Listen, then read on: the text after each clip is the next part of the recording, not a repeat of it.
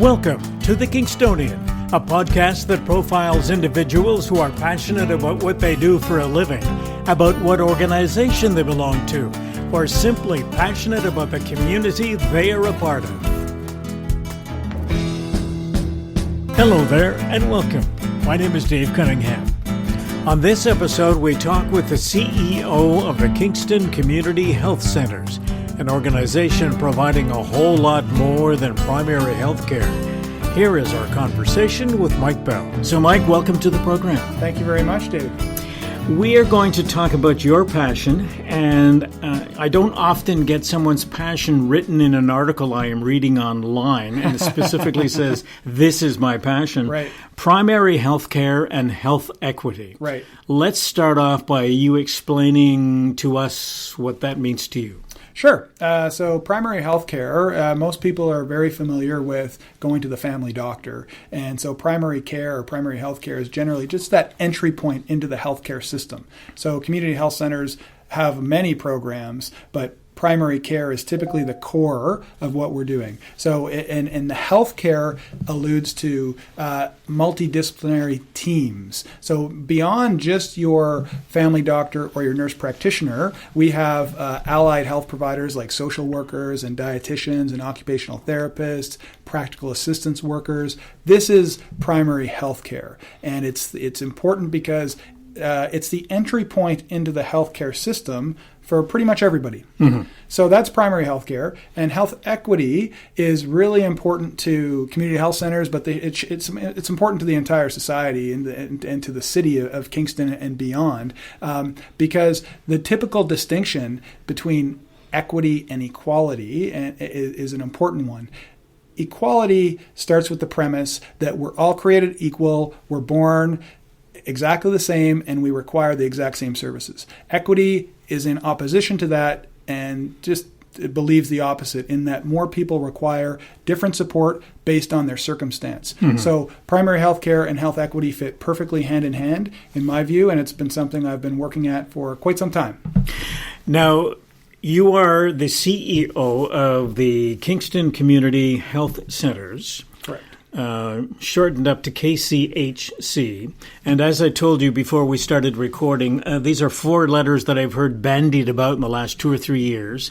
Didn't know much about it. And I think there are a lot of our listeners who may not be familiar with this particular institution. Mm-hmm. And I know that we did a tour before we started recording here, and I'm just blown away by what is in these four walls. Tell us how this got started, this particular center. Well, over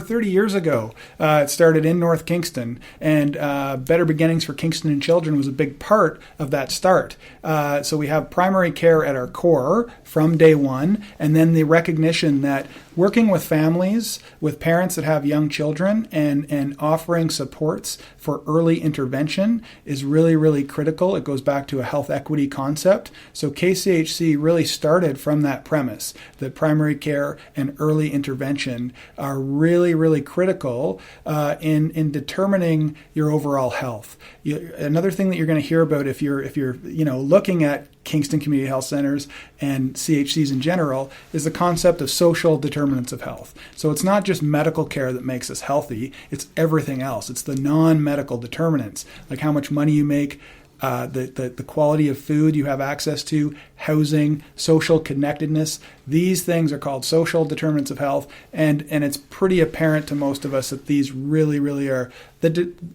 often the deciding factors to how healthy you are. So are these provincially set up, or how did it work to set up these various centers? Is this a one-off, or are there centers all over the province? No, there are centers all over the province and all over Canada, in fact. And in Ontario, we have about 80 community health centers, basically funded through the Ministry of Health, but we have other really important funders as well. the thing about community health centers that they often say is you might know them generally, but you don't know a CHC until you walk into that specific CHC, because the intent is that they're responsive and that we are responsive to our local communities. So we're called KCHC, but we have a full community health center in Napanee, and the characteristics of Napanee is very different than Kingston. So when you walk into Napanee CHC, you're going to get a different feel and some different programs relative to what you're going to see at this Weller clinic where we are today. Okay. As you indicated before, you have a team of people who are set up to do their job inside these four walls, right, providing primary care for a lot of different individuals. Let's go back and talk about some of the people who are working here. You not only have physicians and nurses and occupational therapists and that sort of thing, but you also conduct other programs. So who are the people that conduct those programs? Right. Well, I'll talk about the programs, and also obviously the people that work in those programs are really the epicenter and the life of the organization. So we can start. We walked in. We had a tour of Pathways to Education.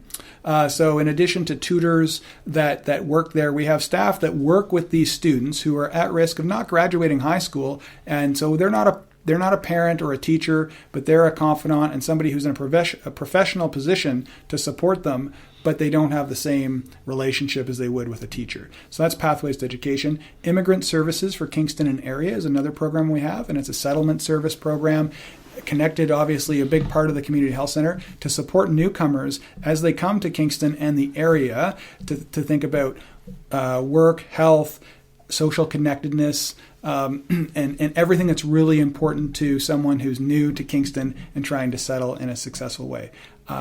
I mentioned early on, so formerly this was called Better Beginnings for Kingston Children, and that's a big part of the origin of KCHC. And last year, the province asked that we change that. So in partnership with Boys and Girls Club in Kingston proper, we're offering programs to families that have kids under 6 in order to help these families and their children have healthy starts to their life, which is just so critical.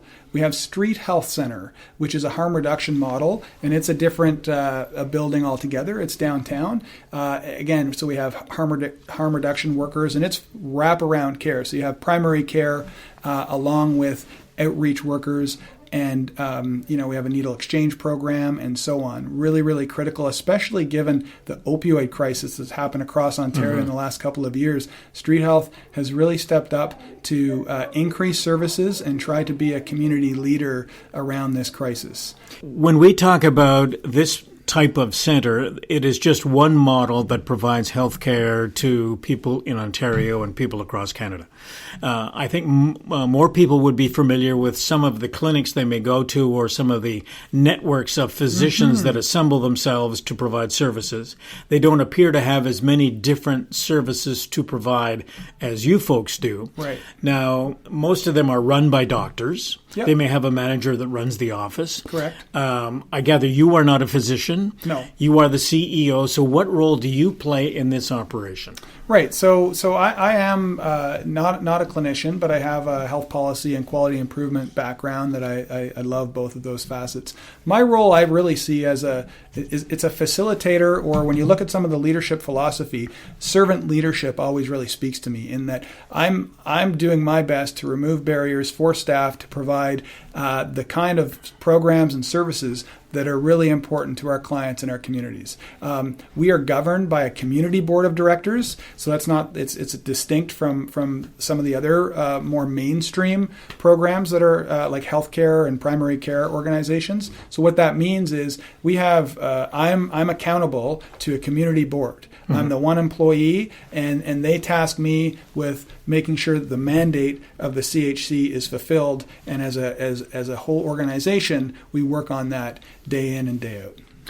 Now, you sent me some information about you, including your resume, and I was reading through some of the things that are listed in there. Like you've already alluded to, it's almost as if you've been preparing for this job for a long time.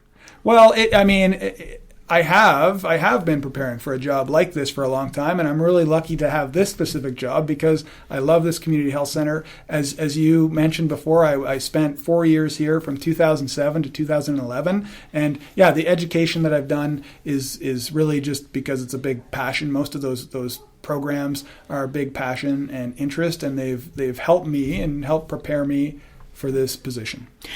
Let's go back a little bit to figure out what it was that got you down this road of working in this particular kind of situation. Yeah. What sort of motivated you to get started in this at the beginning? It's a good question. And what I've found is often community health centers or other programs that are aimed at social determinants of health and health equity attracts a certain phenotype of person and somebody who's often had some type of personal experience in this. So in the write-up that you alluded to before, we went through my upbringing. So I was raised by a single mom, and we moved around a lot. We relied on social assistance, and my mom unfortunately passed away when I was 13 years old. So I was living in different urban centers for my whole life up until that point. And then because I was only with my mother, and when she passed, my aunt and uncle adopted me into their family, which really put me on a completely different path, a healthier path,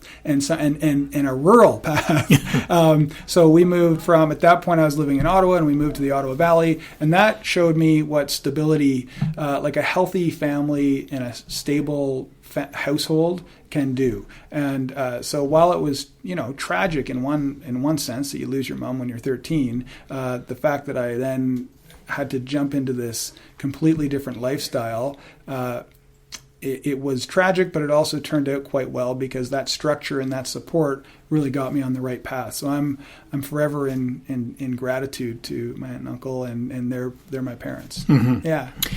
Let's go back to early on. Sure. You talked a little bit about working with kids who are under the age of 6. Correct? Yeah. So what is it specifically that the program would be doing with those kids? Well, we have staff on site that on site here, but also, again, in partnership with Boys and Girls Club, 20 different access points across the city. So if you're a parent that has a young family and you want to go and meet with other families and kids, have a chance to interact, and also hear from the staff that work here, early childhood educators, around the key developmental indicators for these children. That's really the premise, is social connectedness, making sure that your child is on track. And the province has asked that this be rolled out across the province, just as the name would imply. And we are... So there's some challenges, though, Dave, in the sense that Early On is a great program, but it's also an equality-based program. There's nothing wrong with that. But in our previous program called Better Beginnings for Kingston and Children, we were able to do a bit more, offer a bit more family, like home visiting, which are really important. So that's something we're looking to supplement to the Early On program, because we find that the clients and like the families and the children appreciate a little bit more than right now what the Early On program is offering. So when they come here for that program, are they here for a morning or an hour? Or it's really up to them, and it's not only here. Again, it's I just want to emphasize 20 different sites, because that's a change, and it's something that families told the city that they wanted. They wanted more access points. Based on where I live, I want it to be convenient, and I want it to have flexibility. So if I want to go to a morning session, I can do that. If I want to do a drop-in session, I can do that. So it's really it's really up to the individual how long they want to stay. So you are using church halls or school gymnasiums for these? A combination. Okay. Both of those are on the list, absolutely. Now, I'm going to insert a little bit of a political question here, just out of curiosity more than anything else. We have heard a lot about some of the cuts that are being brought down by the provincial government. Right. Do any of those affect what you're doing? We haven't heard anything directly about community health centers and any of the programs that we have. In fact, when the conversations that we're in and we're engaged in right now around transforming healthcare, a big point of these conversations start with the need for broader community services and primary healthcare, a robust primary healthcare system that includes Early On and immigrant services, etc., these kind of things. And if we do this sort of upstream work, it obviously then will help with the issues that the crisis that hospitals are facing right now with hallway medicine, etc. Okay.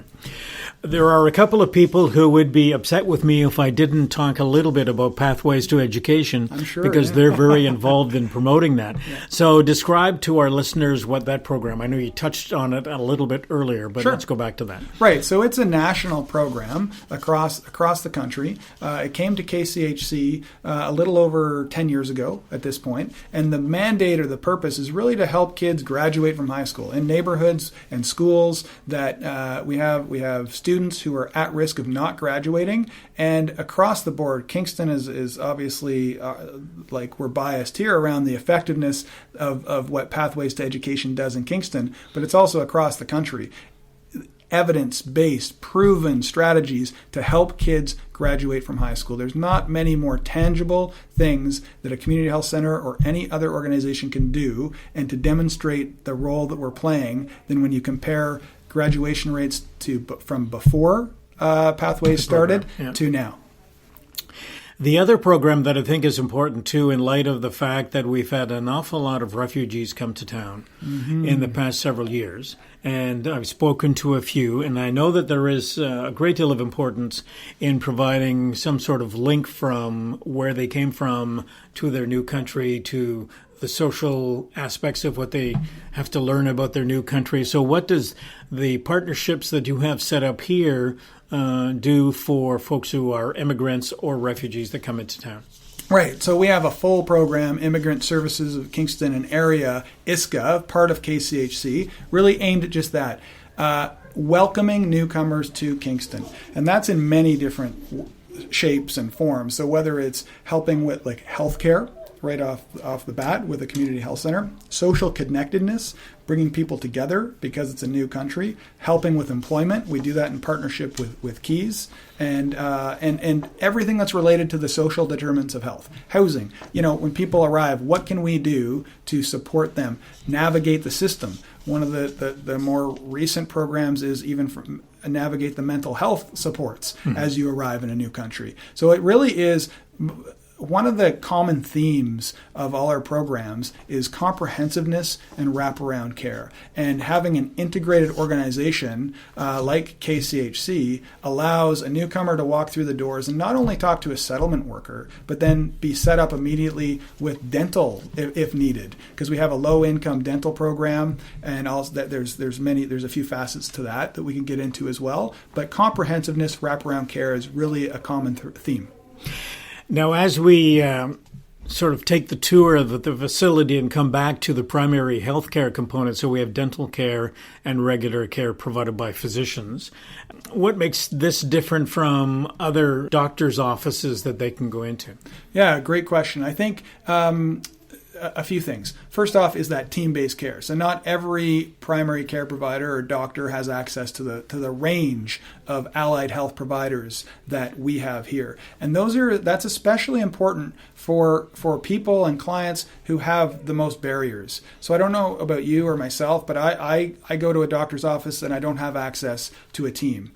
And that's okay for me right now. Mm-hmm. But many people need a broader team. The other thing that's really important is to remember that as human beings, we're pretty complex individuals. And to think that one person, one type of provider, whether it be a physician or a nurse practitioner, could solve the breadth of issues that someone might have or help support that person in those breadth of issues just isn't realistic. So that's why we have the range of providers. And if you look at the future of primary health care in Ontario, there's a recognition that expanding team-based care is really important for all of us. What about the dental care side? Yeah, so the dental care in the Southeast, we're very, very lucky in that our, the LHINs, and we don't need to get into all the funding of things, but things are changing around us. But the important part is that we're given some base funding for low-income dental care. Meaning if you're someone who is working but you don't have a benefits package, there's many people out there who can't afford dental care. That's what this program is for. So you can come in and get access in that way. But the program's more than just that. It's also we also offer a program called Healthy Smiles Ontario. Back to the importance of working with kids. So HSO, Healthy Smiles Ontario, is for kids Again, their parents might not have insurance, so you can come in here and get care for us. The distinction, though, is we're not a dental home, meaning that we're still a very small dental practice. Mm-hmm. So if you have any kind of issue, you can come in here and we're going to fix you up and then hopefully facilitate getting access to an ongoing dentist, just because we're still a small team. Right. Okay. I want to spend a couple of minutes talking about some of the outreach you're doing to other communities, and I guess Napanee is a good example of the center that you have there, which falls under your purview. Yeah. Can you tell us a little bit about the center that you put there? Sure. Well, I mean, it's a beautiful facility, downtown Napanee. Again, it's been around for more than 10 years, but we've been in this the new building. All the 3 buildings that we have right now are more or less within the last 5 years. And it's a community health center. We have the same board here that governs all 3 sites. But Napanee, it's the same model, but I would say the uniqueness factor is that it's obviously rural. And so the needs are different. Transportation is a big one. Youth, right? You're trying to do a bit more focused with youth in Napanee because the range of services in Napanee aren't as broad as we would have in Kingston. So in terms of Indigenous services, I noticed that there was some Indigenous art in the lobby that you cater to the needs of those particular individuals as well. Well, without a doubt, yeah. So we have an Indigenous health program, and Napanee is a big part of that. When the building was built, it was built with that intent. So there's a cedar lodge in the CHC that reflects the needs of Indigenous peoples, and it's a welcoming space for Indigenous peoples. We have an Indigenous nurse practitioner, and we also work in partnership with Mohawks of the Bay of Quinte to offer primary care at MBQ. So we had an elder who's retired last year. So we're trying to figure out what we're going to do there, and then an Indigenous community development worker as well. Recognizing that not much of this is funded directly by the government, but this organization tries to do our best to fill those holes. And we have a new strategic plan that's coming out. And one of the things that we want to do with this strategic plan is analyze our programs and services to find out which ones are funded well and which ones are not. So Indigenous health is going to be one area that's not well enough funded. It's not funded well enough. And so then we need to determine, and it's really we being the Indigenous people themselves, but us like KCHC as an ally, how can we support and advocate for more resources moving forward? And it seems to me as you move forward as well is that the communities will change, and then you guys have to change to reflect what's going on in the community, so you have to be adaptable. Right now is caring and responding and building community. Right? So that responsiveness is really the name of the game. Things change dramatically from one year to another. It's constant change, as we all know. And if that's one thing that in my seat that I notice and try to figure out the best way to support staff as we need to be responsive. And that kind of change can create a little bit of turmoil, and there's a continuum of change ready, right? And so some people are all for it, and some people aren't ready for this. But we, as an organization, we need to meet the needs of our clients and communities, and those evolve over time. Absolutely. We have run out of time on the program. Okay. And it was fast. It was fast. And I want to thank you very much for giving us some time and telling us about KCHC. Thank you very much, Dave. It was a pleasure. I love the podcast, so I can't wait to hear more. Okay. Thank you. Thanks.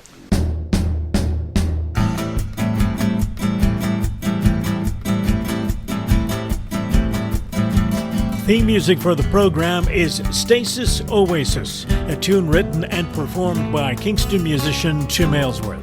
If you have any questions, comments, or suggestions about any of our episodes, please send a note to the Kingstonian Podcast Facebook page. This is Dave Cunningham from Kingston, Ontario.